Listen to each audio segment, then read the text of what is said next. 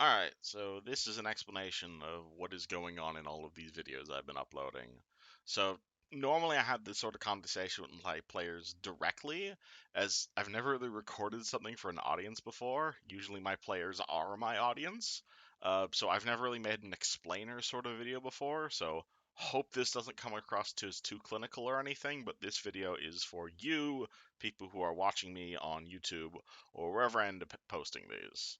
So, the hobby as a whole is called tabletop role playing games, or TTRPGs for short.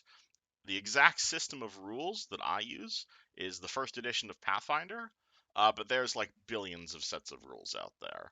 I personally grew up with 3rd edition D&D, and I moved to Pathfinder about 10 years ago, and I've loved it ever since. It's not the most popular set of rules out there.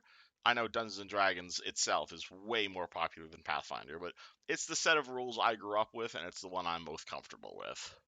But in general, if you'd like a summary of what this hobby is, on a wider scale, I'm just going to quote the core rulebook here, which is that this is a tabletop fantasy game in which the players take on the roles of heroes, which form a group together, also known as the party, to set out on dangerous adventures. Helping them tell this story is the game master, myself, who decides what threats the parties chase and what rewards they earn for succeeding at their quest. This is a cooperative storytelling game where the players are the protagonists and I am the narrator controlling the rest of the world. For the players, they make all the decisions for their characters. What abilities that character has, the type of weapons they're carrying. However, characters are not just rules. You are a personality. You have a goal. You have a things your character is loyal to, things they hate. You have a personality. You have, are you a noble knight? Are you like super lawful good? Are you a conniving rogue who would backstab the party for a few gold pieces? Entirely up to you. As the game master, however, I control the world that the players explore. It is your job is to bring in the setting to life and present the challenges or present the characters with challenges that are both fair and exciting. I play as the local merchants. They interact when talking to people. I am the horrible evil dragon that is at the end of the dungeon who is threatening the dungeon, who is threatening the town. Every single character that is not the players is me. There are maps and tokens and stuff like all this on Roll20 that I can use as like a rough approximation of what's happening in game, but for the most part, tabletop role playing games, it is a game about imagination. The graphics are not shown to you on a screen, they are created in your imagination. And that's kind of part of the reason I love this hobby. You don't need anything to get into it. Like, you need a pencil, paper, dice, maybe a computer and internet connection if you want to play online like we do. Maybe miniatures if you're really feeling fancy, but generally the only thing you need to play the game is like grade 5 math skills and being creative and having a good imagination.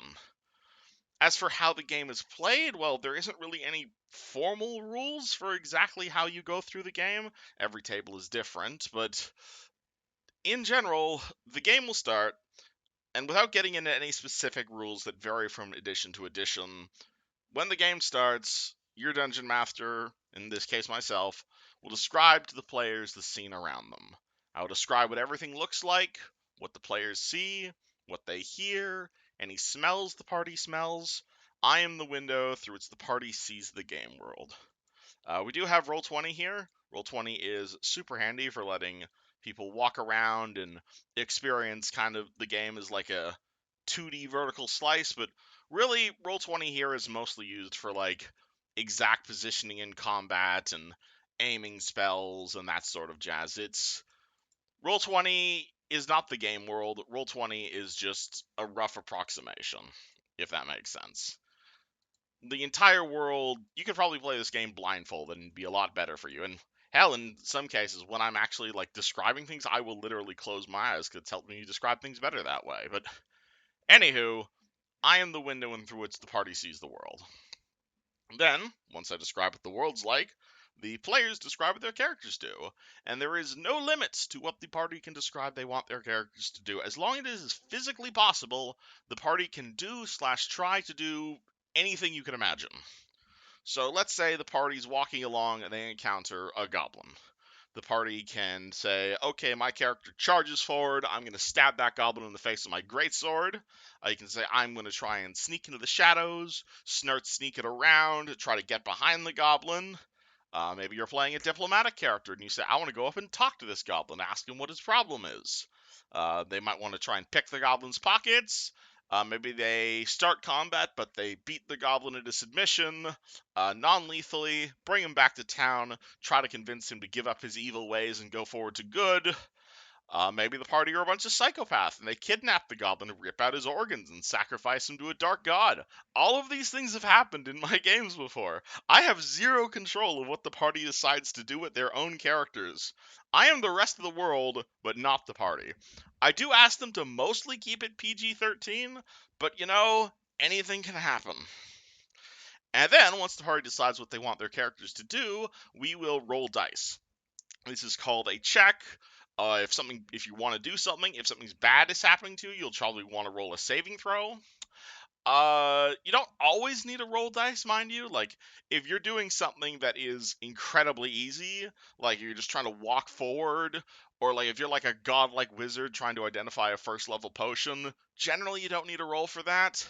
Or like if you're not under any stress, like if you're just trying to break down a door and you just want to keep smacking at it until you get through, no check for that. It'll just take a while. But generally, if you're generally doing something that is either requires stress or there's like a time pressure, like if there's like a big slippery surface in the middle of combat, then yeah, it would take some effort to walk across that without falling. That would be an acrobatics check right there. This roll is generally a 20-sided die, 1d20, plus any relevant modifiers. For instance, if you are in full plate, that would probably make walking along a slippery surface a lot harder. If you were a highly agile or dexterous character, that would make it easier, especially so if you were actually trained in that particular activity. Doubly so if all those conditions were true. All of that math right there is part of making the character sheet, is deciding what are these things and how good are you at these various things. Then, once the players decide this is what I want my character to do, and any relevant rolls are resolved, I will describe the consequence of those actions, how they accomplish their task, and how the world reacts to those consequences of those effects. So, when you swung your sword, did you hit your target? Did you swing short? Were you able to make it across the slippery surface without falling, or are you currently on your ass? Did you convince the innkeeper to let you stay for a discount, or did you offend her and she kicked you out? And then, well, the party describes how their characters react to that new circumstance. And that's the game, basically. I will describe a scene, party tells me what they want to do, roll some dice, I describe the new scene. And, well, we just kind of keep doing that until the party either everybody dies, or the party accomplishes whatever it is they set out to do. It kind of sounds really weird when I'm describing it like this, to be honest. Like, I don't mind people watching, but like other board games, tabletop role-playing games are a hobby that is best experienced from the first person.